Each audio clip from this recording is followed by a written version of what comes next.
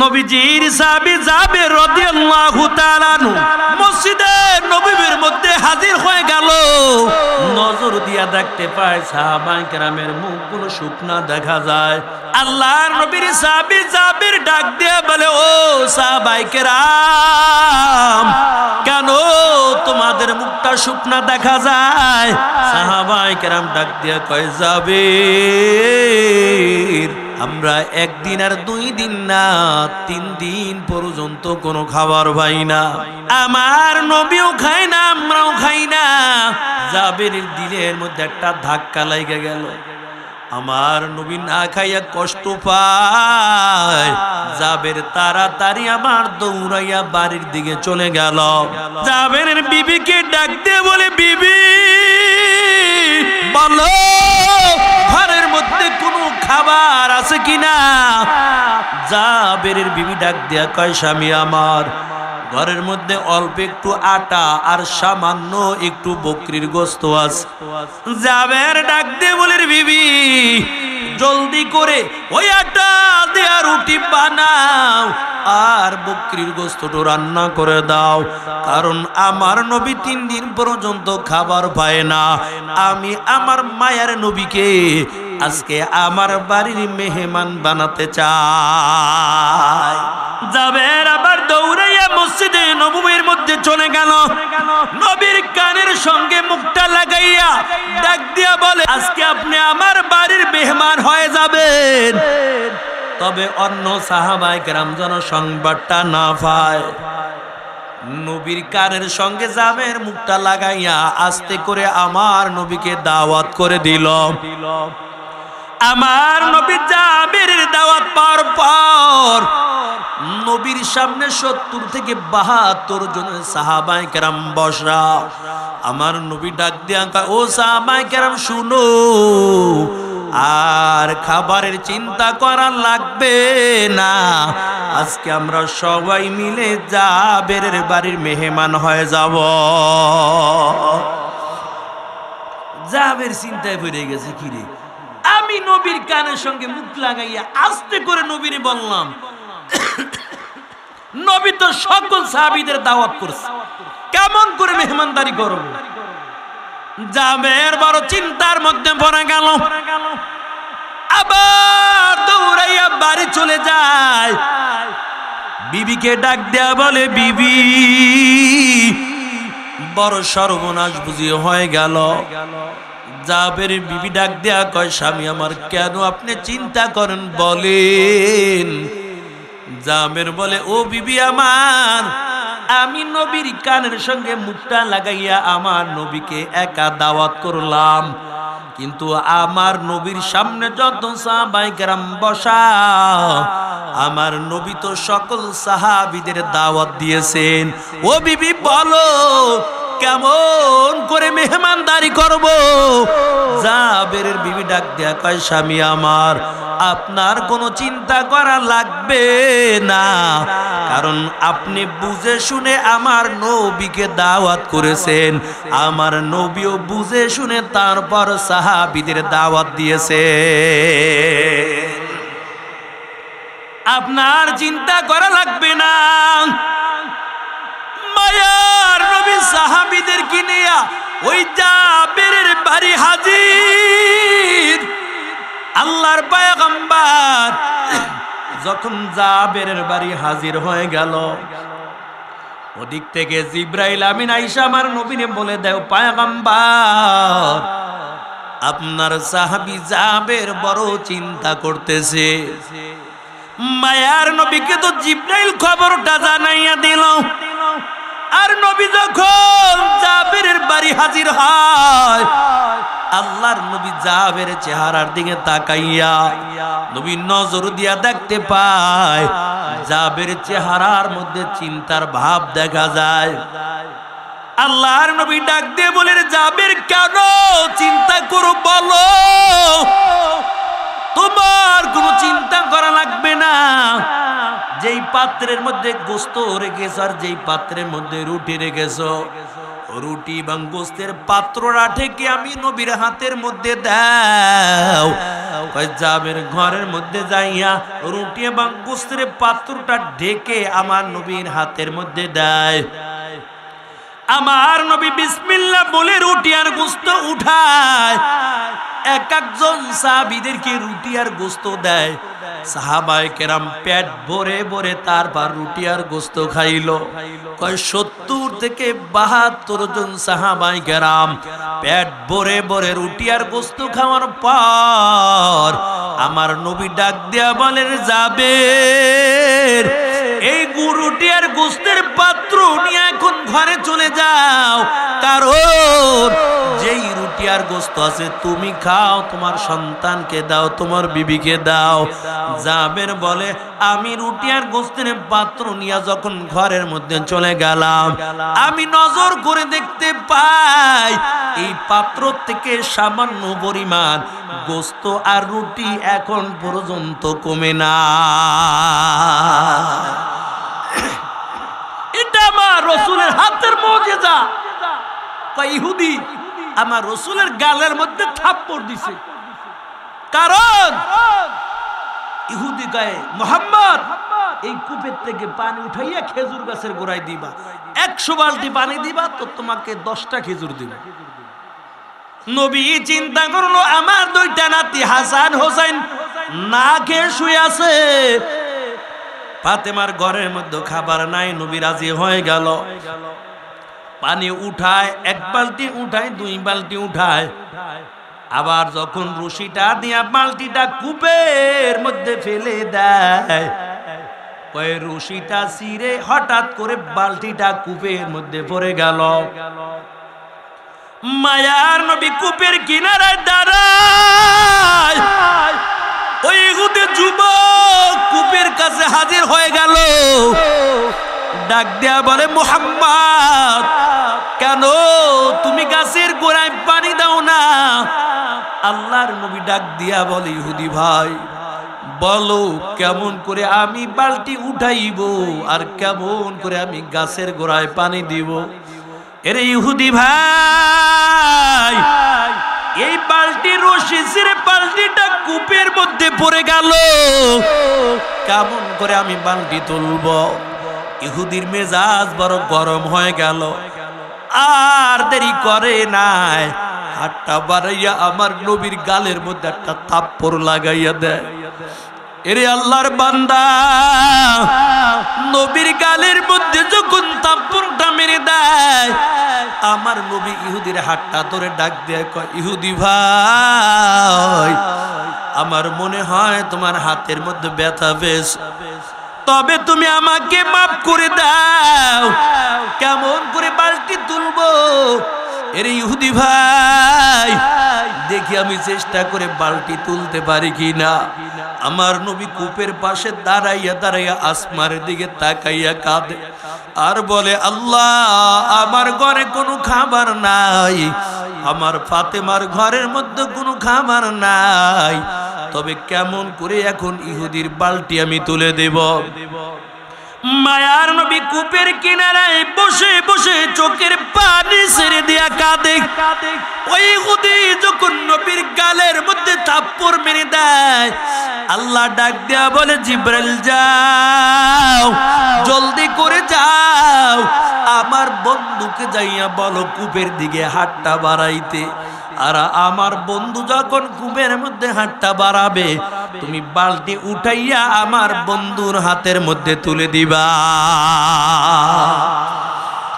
ইমামুল আউয়ালিন আল আখিরিন বহরে সাদাকা রাহমাতাল লিল আলামিন সাইয়্যিদুল কাওনাইন খাতামুল মুরসালিন আখিরাম মুদবুদ ফখরুল আউয়ালিন সদা আজুদাশ রাহমাতাল লিল আলামিন মসজিদে ওশুদ হামার ওয়া জমিন ওয়াম্মা আরসালনাকা ইল্লা রাহমাতাল লিল আলামিন।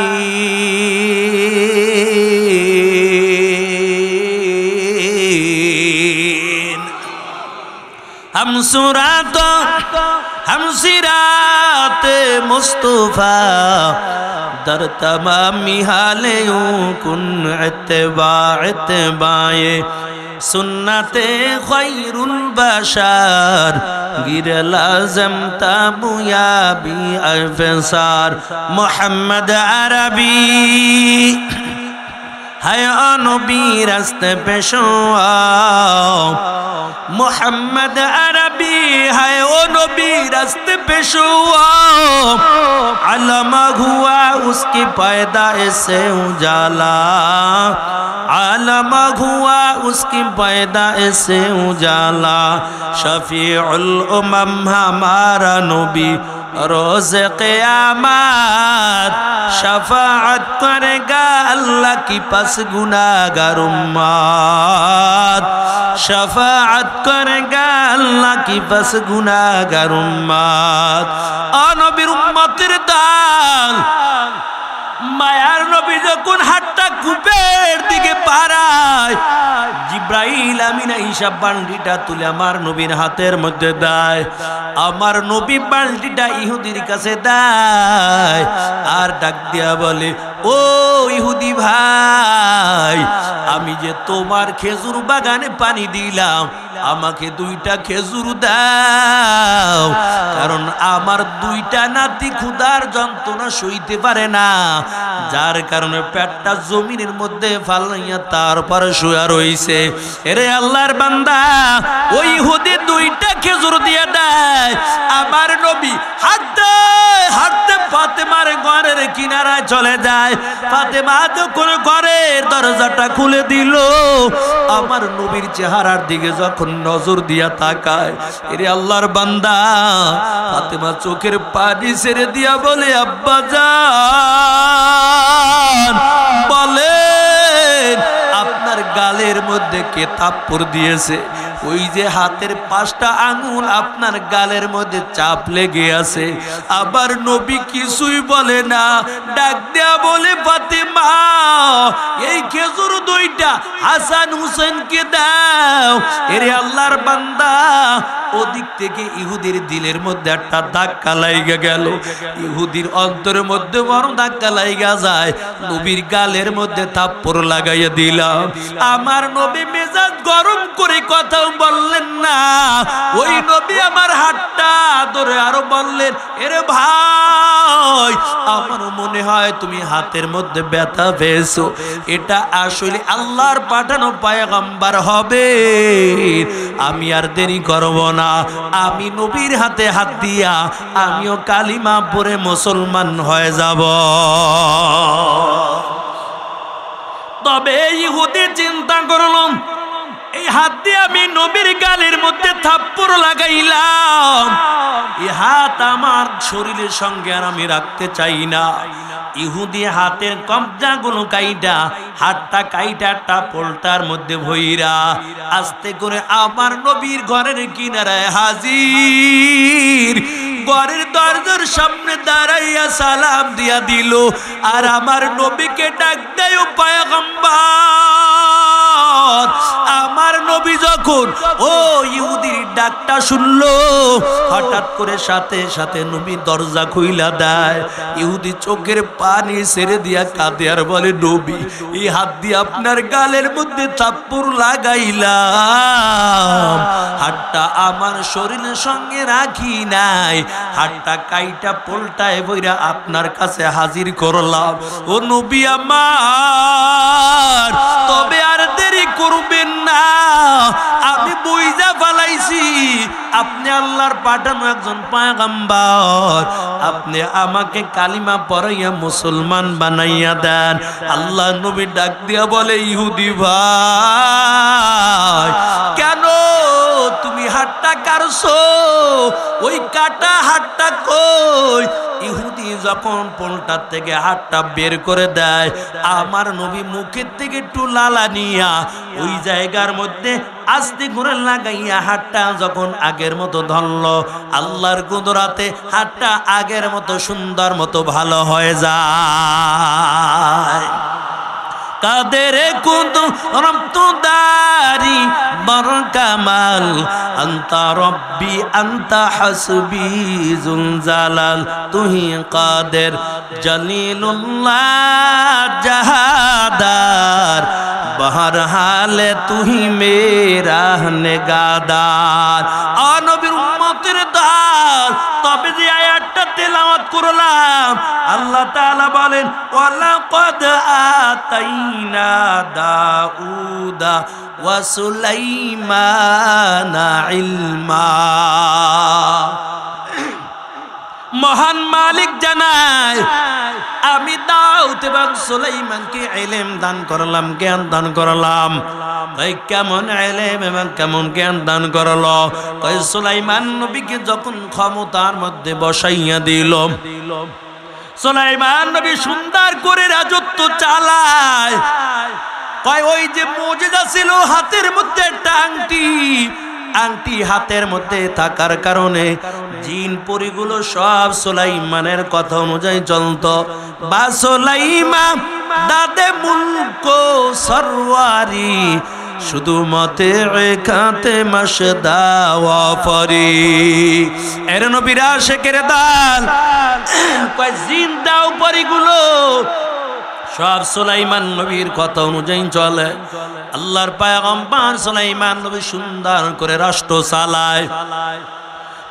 তবে যখন বয়স হয়ে গেল, বিবাহ করবে, সুলাইমান নবী রাজ্যের মধ্যে একটা ঘোষণা দিয়া দেয়, দেখো ভালো মেয়ে পাওয়া যায় কিনা, কারণ আমি সিংহাসনের মধ্যে বসে রাজত্ব চালাই। দেখো সুন্দর ভালো মেয়ে পাওয়া যায় কিনা। সুলাইমান নবী খুঁজতেছে, ভালো মেয়ে খুঁজতেছে, কিন্তু ভালো মেয়ে সমাজের মধ্যে পায় না। আমরাও দেখবেন কয় ছেলে বিবাহ করাইবে, কয় রাস্তা দিয়ে মেয়ের জ্বালায় হাঁটা যায় না। আরে বাপরে বাপ! আর এখন তো ঢাকা শহর কত বাজারও রাখছে, বউ বাজার। এনে শুধু বউরা যায়, শাশুড়িও যায়, মাঝে মাঝে আবার বুড়ারা জোয়ানেরও যায়। যত ধাক্কা লাগবে কোনো মাইন্টেন নেই, বাজারে নামই দিয়ে দিছে বউ বাজার। সুলাইমান নবী ডাক দিয়ে বলে, দেখো ভালো মেয়ে পাওয়া যায় কিনা। লোকেরা ডাক দেয়া কয় কেমন মেয়ে চান? সুলাইমান নবী 4টা শর্ত লাগাইয়া দিছে, 4 গুণওয়ালা মেয়ে। যেই মেয়েটার মধ্যে 4টা গুণ থাকবে, আমি সুলাইমান নবী তাকে বিবাহ করব। এরা যুবক ভাই, তুমিও যদি সুলাইমানের মতো 4 গুণওয়ালা মেয়ে বিবাহ করতে পারো, কোনো চিন্তা নাই, ঘরের মধ্যে অশান্তি আসবে না, ঝগড়া বিবাদ হবে না। আল্লাহ তাআলা পুরা ঘরটা শান্তি দিয়া ভরপুর করে দিবে। তবে মেয়েটার মধ্যে গুণ লাগবে, 4টা গুণ। সুলাইমান নবী ডাক দিয়ে বলে, দেখো 4 গুণওয়ালা মেয়ে পাও কিনা।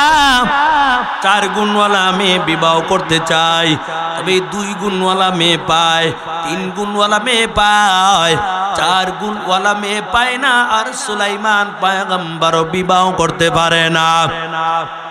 তবে রাজ্যের মধ্যে একদল লোক ছিল, জেলে ছিল, নদীর মধ্যে মাছ ধরে ধরে জীবন চালাইতো। জেলের কানের মধ্যেও যখন সংবাদটা চলে গেল, আল্লাহর বান্দা ওই জেলের চিন্তা করলো, কোনোদিন সুলাইমানকে দেখলাম না, তবে শুনলাম সুলাইমান তামাম দুনিয়ার একজন বাদশাহ। সুলাইমানকে আল্লাহ তাআলা নবুয়তিও দান করলো। তবে সুলাইমান নবী তো 4 গুণওয়ালা মেয়ে বিবাহ করতে চায়। আমিও সুলাইমানের কাছে বিয়ার প্রস্তাবটা পাঠাবো, কারণ আমাকে যে আল্লাহ সুন্দরী রূপসী একটা কন্যা সন্তান দান করেছে, আমার মনে হয় আমার মেয়েটার মধ্যেও আল্লাহ 4টা গুণ দান করে দিয়েছে। এই 4টা গুণের কথা বললেই আলোচনা গুছাই আনবে।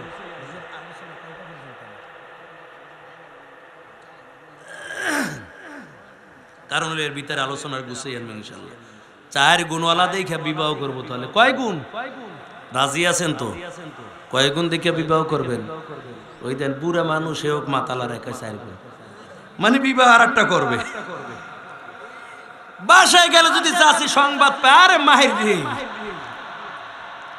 আরে আল্লাহর বান্দা পয়গম্বর সুলাইমান ডাক দিয়া বলেন 4 গুণওয়ালা মেয়ে বিবাহ করতে চাই, তবে 2 গুণ পায়, 3 গুণ পায়, 4 গুণ পায় না।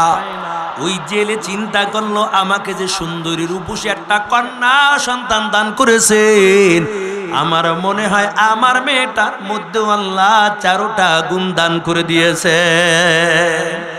অনেক সময় দেখবেন বাবা রিস্কা চালায়, গরিব মানুষ, ছেলেটাকে আলেম বানাইছে, মেয়েটাকে কোরআনের হাফেজ বানাইছে। আরে যার ছেলে সন্তান কোরআনের হাফেজ হবে, আলেম হবে, পরকালে আল্লাহ তাআলা ওই মা বাবাকে নূরের মুকুট পরাইয়া তারপর পরকালে উঠাবে। আরে আল্লাহর বান্দা জেলে বাড়িতে চলে গেল, বিবির সঙ্গে পরামর্শ করলো। বিবি, সুলাইমান নবী 4 গুণওয়ালা মেয়ে বিবাহ করতে চায়, তবে একটা সুবর্ণ একটা সুযোগ চইলা যাইতেছে। এরে বিবি, আমার মেয়েটার মধ্যে আল্লাহ 4টা গুণ দান করেছে, আমি সুলাইমানের কাছে আমার মেয়েটা বিবাহ দিতে চাই। জেলের বিবি কয়, স্বামী দরকার নাই, কারণ আমরা তো বড় গরিব, আপনি নদীর মধ্যে মাছ ধরে ধরে জীবনটা চালান। সুলাইমান তো তামাম দুনিয়ার একজন বাদশাহ, কোনদিন সুলাইমান নবী এটা মেনে নিবে না। জেলেও চিন্তা করলো, আসলে তো কথা সত্য, দরকার নাই সুলাইমানের কাছে বিয়ার প্রস্তাব দেওয়ার। তবে আওয়াজ যখন মেয়েটার কানের মধ্যে চলে গেল, মেয়েটা ডাক দেয়া বলে, মা চিন্তা করা লাগবে না, আমি সুলাইমান নবীর কাছে বিয়ার প্রস্তাবটা পাঠাইব। তবে যে আল্লাহ সুলাইমানকে টাকার মালিক বানাইলো, যে আল্লাহ সুলাইমানকে বড় ক্ষমতার মালিক বানাইলো, ওই আল্লাহ যদি চায় সুলাইমান এর বিবি হিসাবে আমাকেও আল্লাহ কবুল কইরা নিতে পারে। মেয়েটা চিঠি লিখে সুলাইমানের কাছে পাঠায়, আর লিখে দেয়, ও পয়গম্বর, আপনি 4 গুণওয়ালা মেয়ে বিবাহ করতে চেয়েছেন, তবে আমার মধ্যে আল্লাহ 4টা গুণ দান করেছে। ও পয়গম্বর, আপনি চাইলে আমাকে বিবাহ করতে পারেন, তবে দুনিয়ার কোনো টাকার লোভের জন্য আপনার বিবি হতে চাই না, দুনিয়ার কোনো ক্ষমতার জন্য আপনার বিবি হতে চাই না। তার একমাত্র কারণ পরকালে যেন আমি আল্লাহর সামনে একজন নবীর স্ত্রী হইয়া যেন দাঁড়াতে পারি। তো এটাই মাত্র আমার উদ্দেশ্য। তবে সুন্দর করে নিচে লিখে দেয়, ও পয়গম্বর সুলাইমান, তবে আমার বাবাই কিন্তু বড় গরিব, নদীর মধ্যে মাছ ধরে ধরে জীবনটা চালায়। আমার বাবাই কিন্তু নদীর মধ্যে মাছ ধরে, আমি কিন্তু একটা গরিবের সন্তান। তবে চিঠি যখন সুলাইমান পয়গম্বর পেয়ে গেল, সুলাইমান নবী শুরুতেই দেখি 4 গুণওয়ালা মেয়ে। সুলাইমান নবীর দিলের মধ্যে বড় আনন্দ, কারণ 4 গুণওয়ালা মেয়ে বহুদিন ধরে খুঁজতেছি, 4 গুণওয়ালা মেয়ে পাই না। এই মেয়েটার মধ্যে 4টা গুণ আছে, এই মেয়েকে আমি বিবাহ করতে চাই। সুলাইমান নবীর দিলের মধ্যে বড় আনন্দ।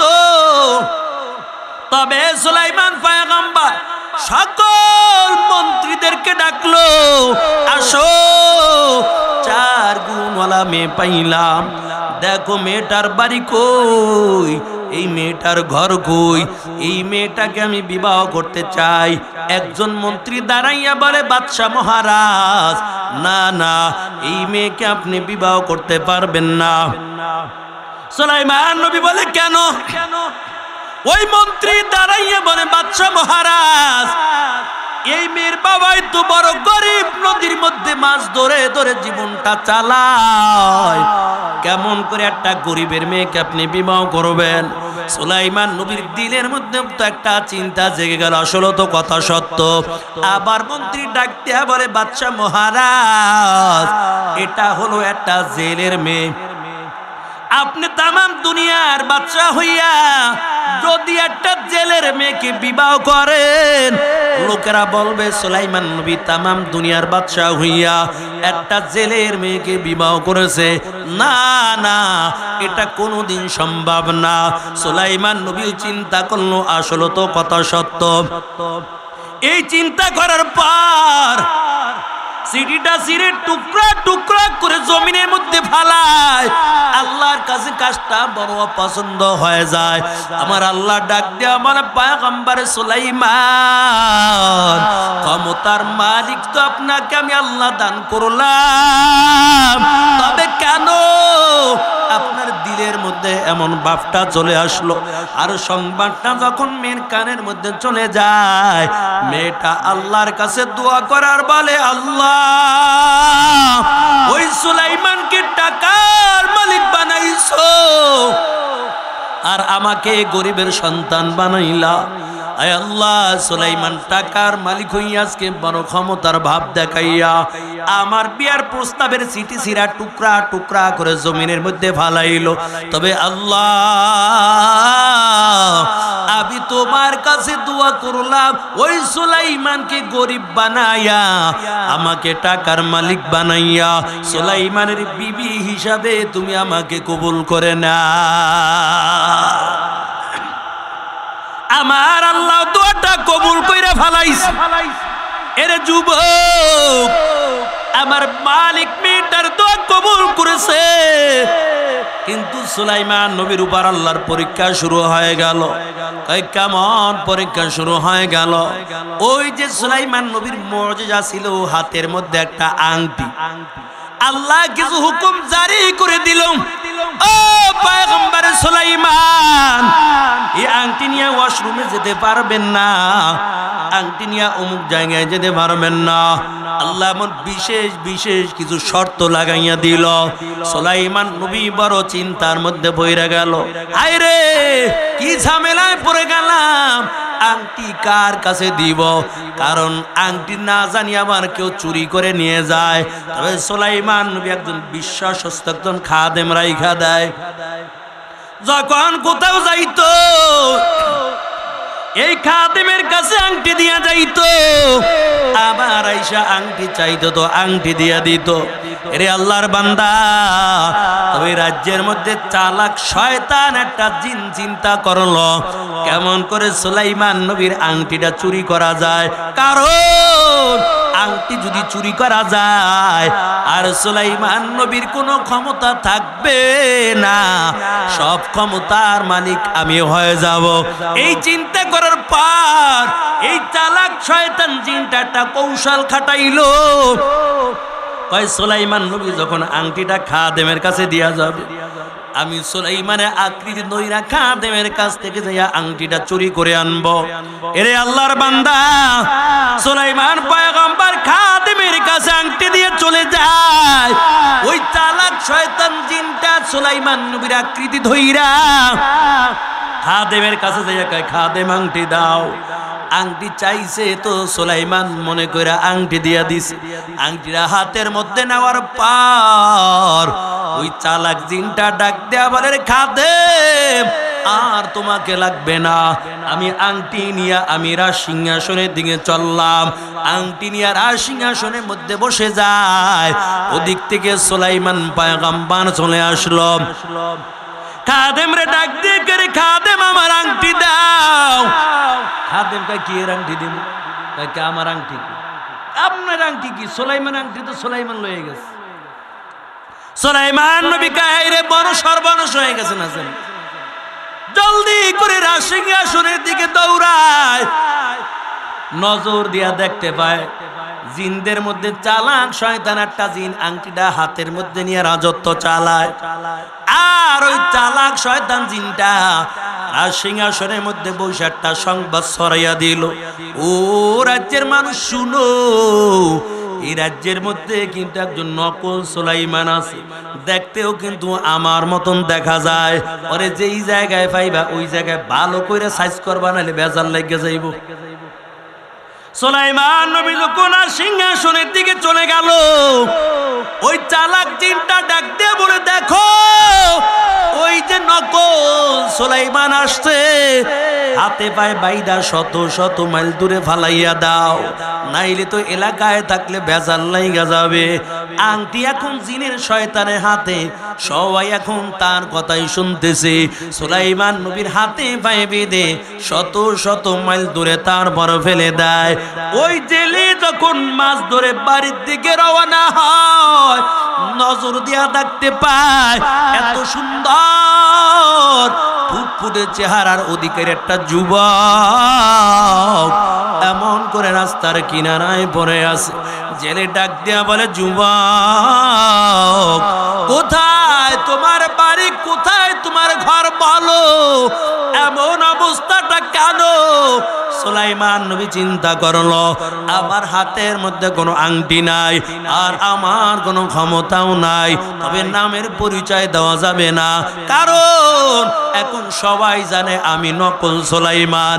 সুলাইমান নবী নামটা গোপন রাইখা জেলেকে ডাক দেয়া বলে, যুবক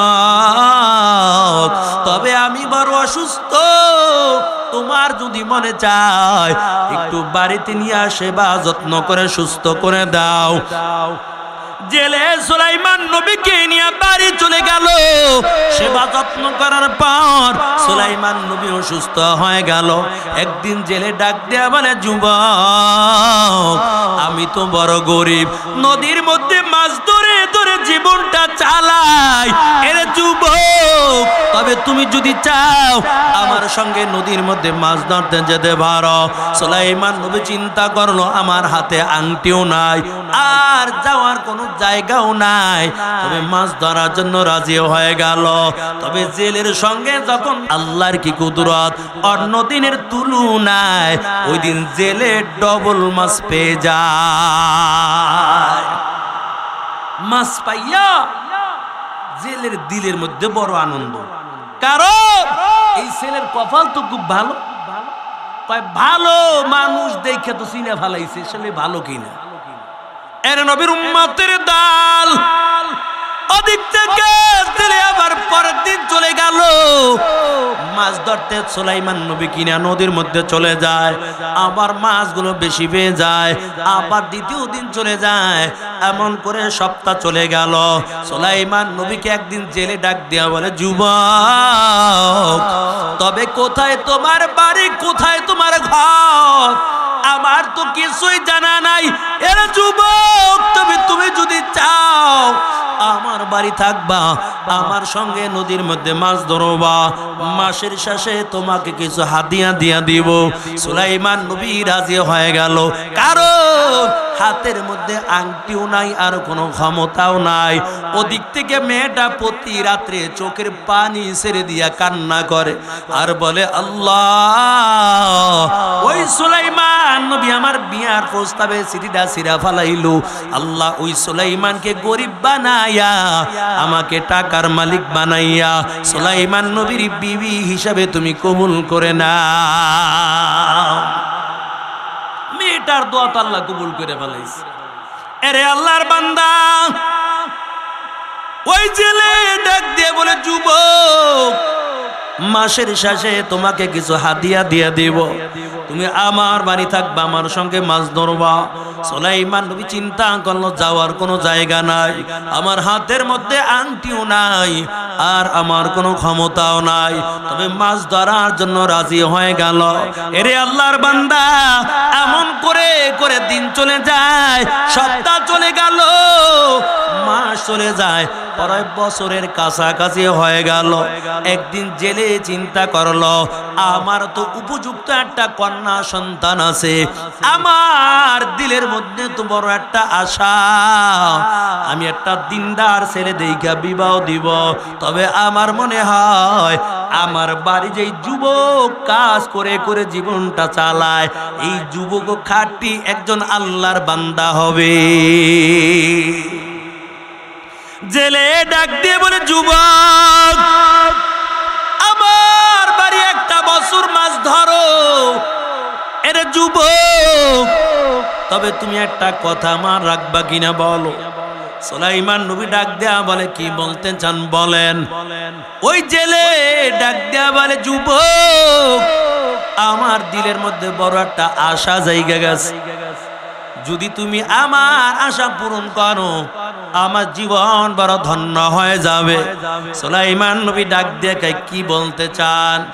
ওই জেলে ডাক দেয়া বলে, যুবক, আমার যে সুন্দরী রূপসী একটা মেয়ে, বলো তুমি কোনোদিন তাকে দেখছো কিনা। সুলাইমান নবী ডাক দেয়া বলে, না না, একটা বছর হয়ে গেল কোনোদিন আমি কণ্ঠের আওয়াজও আমার কান দিয়া শুনি নাই।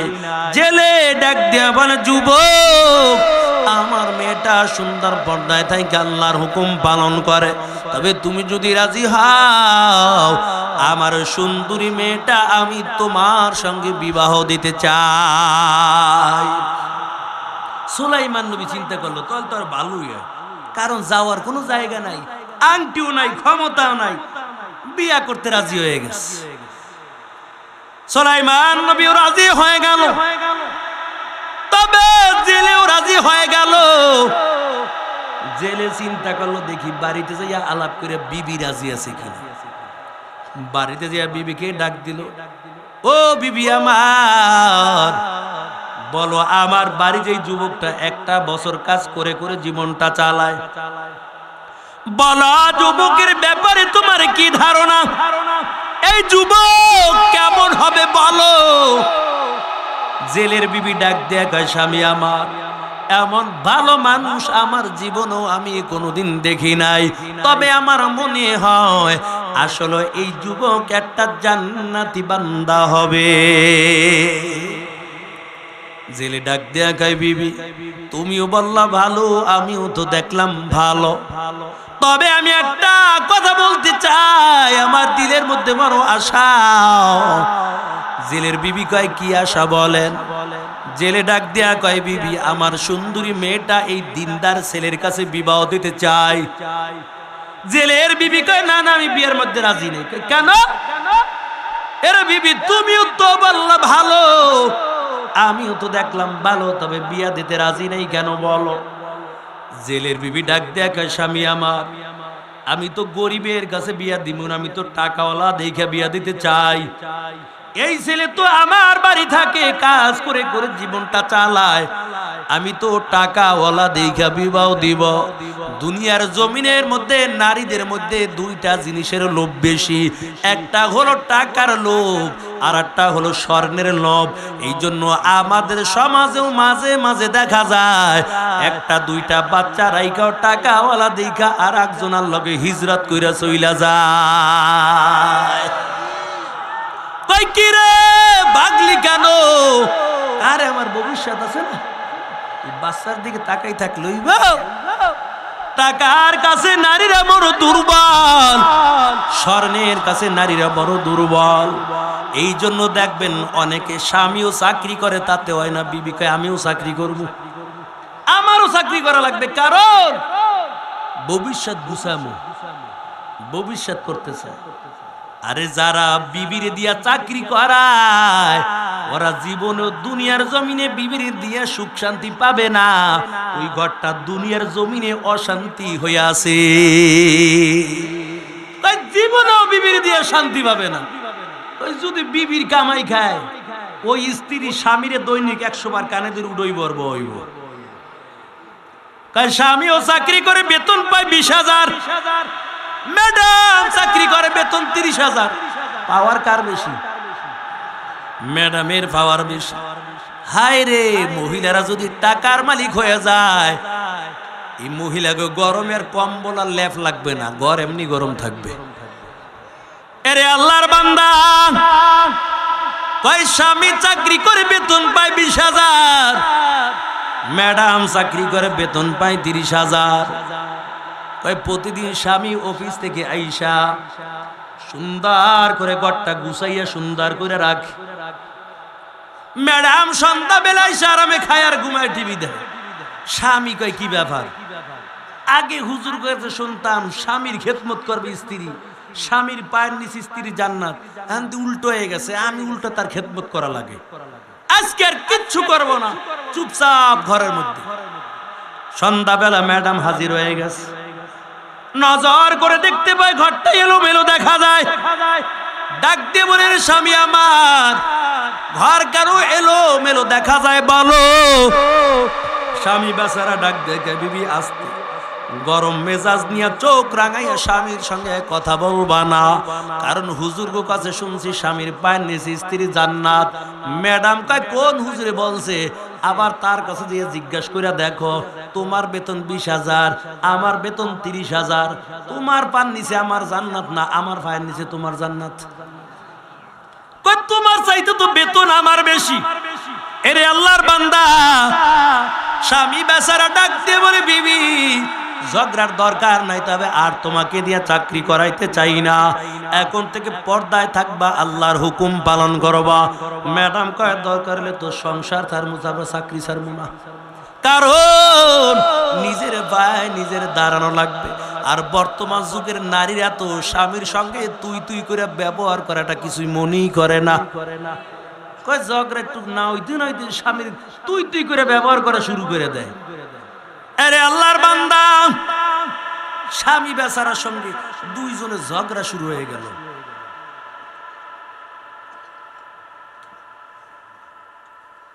কয়, দুইজনে ঝগড়া শুরু হয়ে গেছে। ঝগড়া যখন শুরু হয়েছে, স্বামী বেচারা একটু নরম মানুষ, কই বিবি ঝগড়ার দরকার নাই, সকালবেলা আবার অফিস আছে, চল দুজন ঘুমাইতে যাই।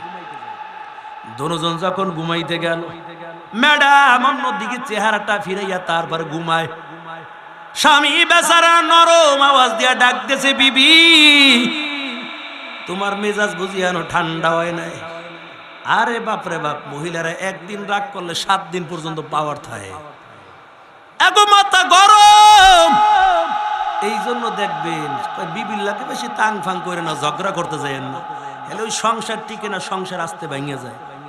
মহিলাকে মাথা গরম থাকে সবসময়। আপনার মাথা যদি 100 গরম থাকে, হেডটা 150 পাওয়ার গরম থাকে। এই জন্য দেখেন না, বাংলাদেশে কোনো মহিলাদের ফায়ার সার্ভিসের মধ্যে চাকরি দেয় না, কারণ এরা যে আগুন নিবাইতে পারবে না, মাথা গরম তো, যে আগুন আরো ধরাই দেবে।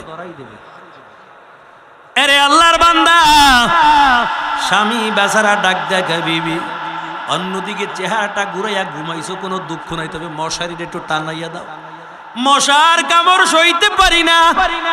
বিবিকে, কেন মশারি আমি টানাইব? মশারি তুমি টানাইবা, কারণ তোমার বেতন 20,000, আমার বেতন 30,000, মশারি তোমার টানান লাগবে। স্বামী কয়, না না, তুমি স্বামীর খেদমত করবা, মশারি তুমি টানাইবা। ম্যাডাম কয়, না, তোমার চাইতে আমার বেতন বেশি, মশারি তুমি টানাইবা। ঝগড়া বাড়ছে না কমছে? এমন ঝগড়া শুরু হয়ে গেল। স্বামী গারে বাপরে বাপ, এর চাইতে মশার কামড়ি ভালো আছিল। এখন এমন ঝগড়া শুরু হয়েছে, মানে রাত্রবেলা ঘুমের মধ্যেও ঝগড়া করবে। ডাক দিয়ে কই, বিবি ঝগড়ার দরকার নেই, তবে আমি একটা কথা বলতে চাই, কথা মানবা কিনা বলো? মশারি তোমারও টানান লাগবে না, আমারও টানান লাগবে না, আমার কথা মানবা কিনা? বিবি কয়, কি বলতে চাও বলো। স্বামী বাসারা ডাক দেখা, বিবি দুজনের মুখ বন্ধ করবো, কোনো কথা নাই, যে আগে কথা কইব হে মশারি টানাইব। কয়, ঠিক আছে। বিচার মানলাম, দুজন চুপচাপ, কোনো কথা নাই, মুখ বন্ধ, কথা যে আগে কইব হে মশারি টানাইব। আপনারা কি করেন? মহিলারা পারবে চুপ থাকতে? আরে বাপ রে বাপ, কই মহিলাকে মুখ হইলে চাই না মেশিন, অটো একদিন চালু হইলে 7 দিন অটো চলে। আরে আল্লাহর বান্দা, ওদিক থেকে স্বামী বাসারা ডাক দেখে, বিবি দুজন চুপচাপ, যে আগে কথা বলে মশারি টানাইব। কই, ঠিক আছে। দুজন চুপ, মশাই সুযোগ পাইয়া ইচ্ছা মতন কামড় শুরু করছে। দুজন উহা শব্দ কিছুই করে না, কারণ কথা কইলি তো মশারি টানান লাগবে। আরে আল্লাহর বান্দা, ওদিক থেকে বাইরে দাঁড়াইয়া দাঁড়াইয়া চোরার দল সব শুনতে আছে। চুরি করতে হলে তো বুদ্ধি লাগে। একটা আছে খুব চালাক, এই জলদি করে ঘরের মধ্যে ঢোক। এরা দুইজনে ভালো ইনকাম করে, একদিনও চুরি করতে পারি না, যে বরকুতি চুরি করবো। ঘরের মধ্যে ঢুকতেছে, স্বামীও দেখে, বিবিও দেখে, ডাক দেয় না, কারণ কথা কইলি মশারি টানান লাগবে। চোরার দল ঘরের মধ্যে ঢুকে গেল। মালামাল নাই, টাকা পয়সা নাই, স্বর্ণগর্ণ সব নিতে আছে, বিবিও দেয় স্বামীও দেয়, ডাক দেয় না, কারণ কথা কইলে মশারি টানার লাগবে। কি ঝামেলার মধ্যে ভইরা গেছে।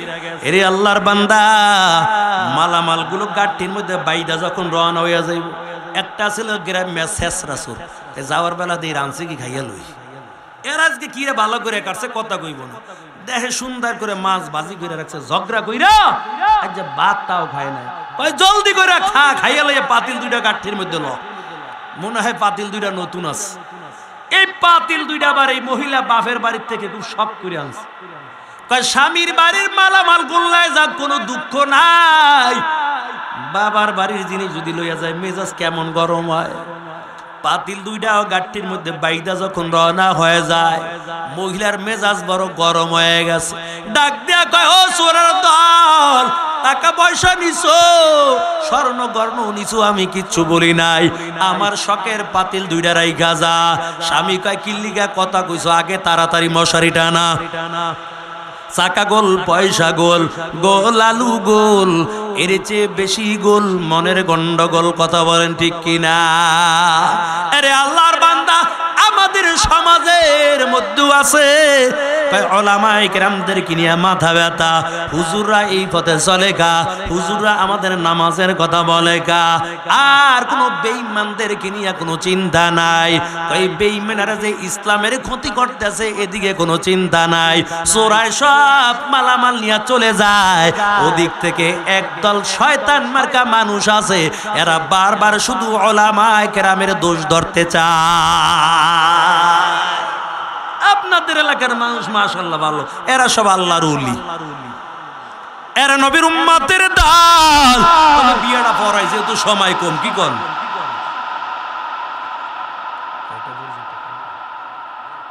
ইনশাআল্লাহ এর ভিতরে বিয়েটা পড়াই দেব, বিয়ে পড়াই দিব, তারপর হুজুর এই মনোযোগ দেবে, তবারকলি আসতে বাড়ি যাবেন, হেরা বাসর করে যা করে করুক। আরে আল্লাহর বান্দা, আপনাদের কষ্ট হইতেছে নাকি? ওদিক থেকে সুলাইমান পয়গম্বর আস্তে আস্তে করে বিবির রাজি করে ফেলাইছে। এখন বিবিও রাজি, ছেলেও রাজি, জেলেও রাজি, দরকার শুধু একজন কাজী। সকাল বেলা কাজী এই না বিবাহটা হয়ে গেল। বিবাহ হওয়ার পর কিন্তু আজকে রাত্রে তাদের বাসর রাত, কিন্তু ঘরের মধ্যে এমন কোনো মালামাল নাই, কেমন করে বাসর ঘরটা সাজাবে? এরে আল্লাহর বান্দা, ঘরের মধ্যে কোনো খামারও নাই, কারণ আজকে আর নদীর মধ্যে মাছ ধরতে যেতে পারে নাই। জেলে চিন্তা করলো নতুন জামাই কেমন করে এখন বলবো মাছ ধরতে যাই, মেইনটেইন করতে পারে, এই জন্য জেলে নদীর মধ্যে মাছ ধরতেও যায় না। তবে ওদিক থেকে দেশের অবস্থা কিন্তু 12টা বাইজা গেছে, কারণ ওই জিনের শয়তান হাতের মধ্যে আংটি নিয়ে রাজত্ব চালায়। কয় চাউলের দাম বেশি, তেলের দাম বেশি, মারামারি, কাটাকাটি, হিংসা বিদ্বেষের কোনো অভাব নাই। লোকেরা কয় কি ব্যাপার, কেন এমন জুলুম শুরু হয়ে গেল? আমাদের সুলাইমান তেমন জুলুম অত্যাচার করতে পারে না। রে আল্লাহর বান্দা, লোকেরা চিন্তা করলো হায়রে কি বিপদের মধ্যে মরে গেলাম। তবে সুলাইমান নবীর শক্তিশালী একটা জিন ছিল, একটা খাদেম জিন। এই খাদেম জিনটাকে মাঝে মাঝে সুলাইমান নবী ডাকতো। খাদেম জিন কয় কিরে, একটা বছর হয়ে গেল সুলাইমান নবী তো আমার ডাকে না, নাকি সুলাইমান নবী আমার উপর রাগ টাগ করলো? তবে আজকে সুলাইমানের রাজ দরবারে চলে যাব, দেখবো সুলাইমান নবী আমার উপর রাগ করলো কিনা। ওই খাদেম জিনটা যখন রাজ দরবারে হাজির হয়ে গেল, নজর করে দেখতে পায় এ তো জিনদের মধ্যে বড় একটা বাটপার বইয়া রইছে। আসল সুলাইমান তো ক্ষমতার মধ্যে নাই। জিনে দেখা জিন সিনা ফালাইছে, সোরে সোর সিনে, ডাকাইতে ডাকাই সিনে, ভালো মানুষ ভালো মানুষ চিনে, আল্লাহওয়ালারা আল্লাহওয়ালা চিনে, কথা বলেন ঠিক কিনা? ওই সুলাইমান নবীর খাদেম জিনটা ডাক দিয়া বলে, আমাদের সুলাইমান কই? তুমি কেন ক্ষমতার মধ্যে বসা? বলো আমাদের সুলাইমান কই? ওই চালাক জিনটাকে খাইছে, আজকে তো ধরা খাই গেছে। আজকে বসের কাছে বুঝি ধরায় খাইয়ে গেলাম, আজকে আর যাবি নাই, আর ক্ষমতা লাগবে না, সিংহাসন ছাইরা তাড়াতাড়ি নিজের জীবন বাঁচানোর লেগে দিছে দৌড়। সুলাইমান নবীর খাদেম জিনটা কয় জলদি করে এটার ধর, এত বড় বাটফার। সামনে যারা ছিল কয় তাড়াতাড়ি ধর। কয় খাদেম জিনটা পিছের থেকে ধাওয়া দিছে, ওই শয়তান জিনটা সামনে সামনে দৌড়ায়। হঠাৎ করে সুলাইমান নবীর খাদেম জিনটা নজর করে দেখতে পায় সুলাইমান নবীর আংটিটা ওই শয়তান জিনের হাতের মধ্যে দেখা যায়। সুলাইমান নবীর খাদেম জিনটা ডাক দেয়া বলে, বলো আমাদের সুলাইমান কই? সুলাইমান নবীর আংটি কেন তোমার হাতের মধ্যে দেখা যায়? আমাদের সুলাইমান নবীর আংটি দিয়া যাও। ওই চালাক জিনটা চিন্তা করলো আংটি যদি নিয়ে যায় অবস্থা 12টা বাজাইয়া দিবে, তবে আংটি দেওয়া যাবে না। নিজে বাঁচার জন্য তাড়াতাড়ি আংটিটা নদীর মধ্যে ফালাইয়া দিছে। নদীর একটা মাছ আদার মনে করে আংটিটা খাইয়া ফালাইছে। আংটি যখন নদীর মাছে খাইলো, এই মাছের পিছে পিছে এখন হাজার হাজার মাছ দৌড়ায়। মাছে কয় কি ব্যাপার, কোন তাবিজ খাইয়া আবার কোন মুসিবতের মধ্যে পড়লাম? কয় এতদিন তো একলা ছিলাম, ভালোই আছিলাম, এখন দিয়ে আমার পিছে পিছে হাজার হাজার মাছ দৌড়ায়, কি ব্যাপার? ওই মাছটা পাগলের মতো নদীর মধ্যে ঘুরতেছে, তবে যেদিকে যায় ওই মাছের পিছে পিছে হাজার হাজার মাছ চলে যায়। এরে আল্লাহর বান্দা, ওদিক থেকে জেলে চিন্তা করলো ঘরের মধ্যে খাবার নাই, আর আজকে হলো আমার মেয়েটার বাসর রাত, বাসর ঘরটা কেমন করে সাজাবো? এরে নবীর উম্মতের দার ওই জেলে ডাক দিয়া বলে, চলো আজকেও অন্য দিনের মতো আমরাও নদীর মধ্যে মাছ ধরতে যাব। সুলাইমান নবীকে নিয়ে আবার যখন নদীর মধ্যে মাছ ধরতে যায়, বিসমিল্লাহ বলে যখন জালটা নদীর মধ্যে ফালায়, ওদিক থেকে মাছটা আংটি খাইয়া পাগলের মতো ঘুরতেছে। মাছটা ঘুরতে ঘুরতে জামাই শ্বশুরের জালের মধ্যে ঢুকে যায়। জামাই শ্বশুর দুইজনে মিলে যখন জালটা উঠায়, কিতাবের মধ্যে লেখে ওই দিন দুইজনে মিলে পুরা এক নৌকা মাছ পেয়ে যায়। মাছ পাইয়া জেলের দিলের মধ্যে বড় আনন্দ। ওদিক থেকে সুলাইমান নবীর দিলের মধ্যে বড় আনন্দ। জেলেবার বড় মাছটা আলাদা করে রাখলো। বাকি মাছগুলো বিক্রয় করার পর দামি দামি মালামাল নিয়া বাড়ির দিকে রওনা হয়। আর বড় মাছটা আলাদা করে রাখলো, কারণ নতুন জামাই এই মাছটা আমার বাড়িতে নিয়ে সুন্দর করে ভাজি করে আমার নতুন জামাইরে খাওয়াবো। এই জন্য বড় মাছটা আলাদা করে রেখে দেয়। বাড়ির মধ্যে যখন চলে যায়, মাছটা বিবির হাতের মধ্যে নিয়া জেলে ডাক দেয়া বলে, বিবি মাছটা তুমি কাটবা না, মাছটা মেয়ের হাতের মধ্যে দিবা। মেয়ে নিজে মাছটা কাটবে, নিজে ভাজি করবে, নিজে সুন্দর করে ভাজি কইরা নিজের হাত দিয়া তার স্বামীর মুখের মধ্যে খেতে দিবে।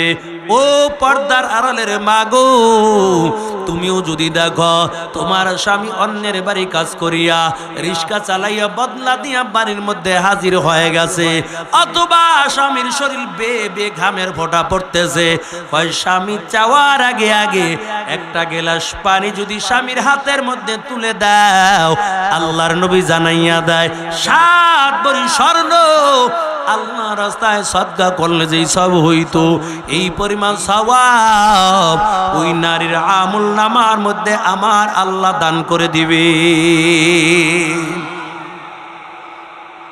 পানি আজকে ঘরে যাইয়ে কইেন যে একটা গ্লাস পানি গরম করে দাও, বিবি রাতে মাইরও খাইতে পারে। কইবে নিজে লইয়া খাইতে পারো না, তোমার হাত নাই? আরে আল্লাহর বান্দা কেন বলবে জানো? কারণ তুমি তো সুলাইমান নবীর মতো 4 গুণওয়ালা দেখা বিবাহ করো নাই, তুমি তো দুনিয়াদার দেখা তারপর বিয়া করছো। তুমি যদি সুলাইমান নবীর মতো 4 গুণওয়ালা মেয়ে দেখা বিবাহ করতা, এর যুবক 4টা গুণের কথা বলে শেষ করব, তুমিও 4 গুণওয়ালা দেখা তারপর বিবাহ করবা। আর কোন মেয়ে যদি ছেলের কাছে বিয়া দাও, এই মেয়েটাও 4 গুণওয়ালা ছেলে দেখে বিয়া দিবে।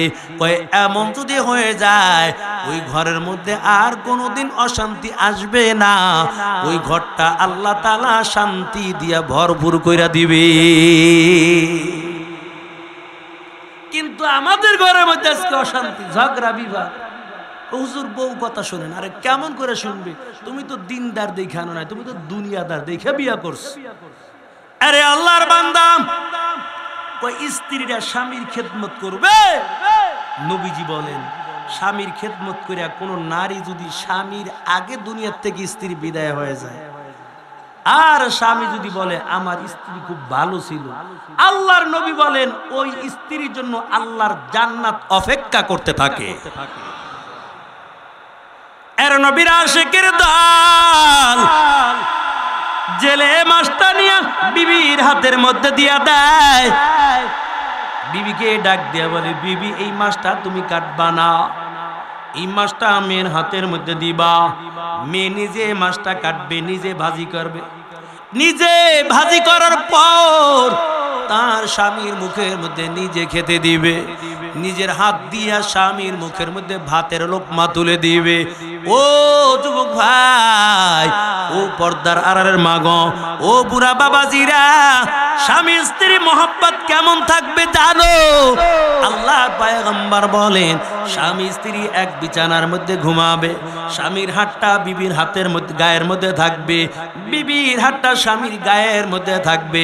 এমন করে এক বিছানার মধ্যে রাত্র কাটাবে। আল্লাহ তাআলা 2 জন ফেরেশতা পাঠাইয়া দেয়, মাথার কিনারায় বসে বসে এই 2 জন ফেরেশতা স্বামী স্ত্রী মাগফিরাতের জন্য আল্লাহর কাছে দোয়া করতে থাকে।